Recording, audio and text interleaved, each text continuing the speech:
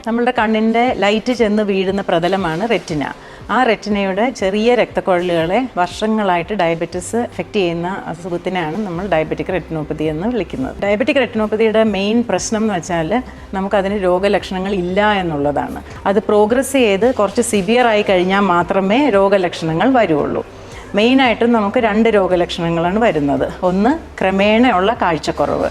ഇത് diabetic റെറ്റിനോപ്പതിയുടെ macular oedema എന്ന് പറഞ്ഞ ഒരു പ്രശ്നം കൊണ്ടാണ് ക്രമേണയുള്ള കാഴ്ചക്കുറവ് വരുന്നത്. പെട്ടെന്നൊരു ദിവസം കണ്ണിലൊരു ബ്ലാക്ക് കേർട്ടൺ പോലെ വീഴുകയോ അല്ലെങ്കിൽ ചുമന്ന സ്പോട്ട്സ് കാണുകയോ, ഇത് കണ്ണിൽ ബ്ലഡ് ഇറങ്ങുമ്പോൾ സംഭവിക്കുന്നതാണ്. അത് ഡയബറ്റിക് റെറ്റിനോപ്പതിയുടെ ഏറ്റവും അവസാനത്തെ സ്റ്റേജിൽ, കണ്ണിലോട്ട് ബ്ലഡ് ഇറങ്ങുന്ന സ്റ്റേജിൽ മാത്രമേ ഈ സിംറ്റംസ് വരുള്ളൂ. ഡയബറ്റിക് റെറ്റിനോപ്പതി റെറ്റിനെ ബാധിച്ചിട്ട് ഏറ്റവും അവസാനത്തെ സ്റ്റേജിലാണ് കണ്ണിൽ പുതിയ രക്തക്കുഴലുകൾ വന്ന് കണ്ണിലോട്ട് ബ്ലഡ് ഇറങ്ങുന്നത്.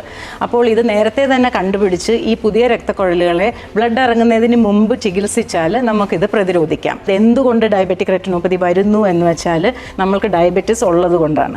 അതുകൊണ്ട് തന്നെ അതിനെ പൂർണ്ണമായിട്ടും നമുക്ക് പ്രതിരോധിക്കാൻ പറ്റത്തില്ല. പിന്നെ എല്ലാ 3 മാസവും കണ്ണിൻ്റെ അകത്ത് റെറ്റിനയിൽ ഡയബറ്റിക് റെറ്റിനോപ്പതി പ്രോഗ്രസ് ചെയ്യുന്നുണ്ടോ എന്ന് നോക്കണം.